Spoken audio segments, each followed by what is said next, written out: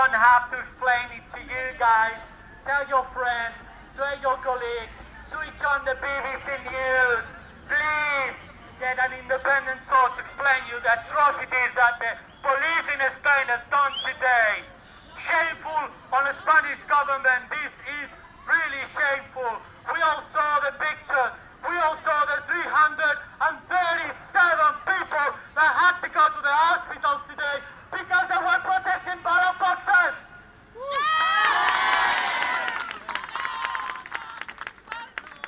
Look up guys, you over there. We love you so much. Your Spanish friends, you should be here joining us today. We are all together on this. This is not what we want for Spain. This is not the Spain that some people has been praising about.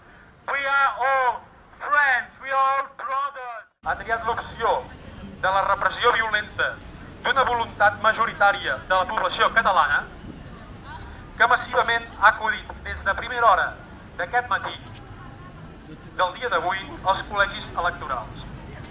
El que hem viscut avui són fets molt greus que ataquen directament els drets fonamentals de la població i els drets polítics del nostre país. El que hem vist avui és, però, també una jornada històrica, una revolució democràtica, de llibertat, que ha donat la volta al món i que farà que hi hagi un abans i un després en el reconeixement de la nostra nació. Com a casal català, som al punt de trobada de la comunitat catalana a l'exterior i tenim com a principal objectiu la promoció, la cultura catalana. Finally, I'm glad to report that while we were rallying here, several thousand people marched in Edinburgh to the Spanish consulate in support of the people of Catalonia.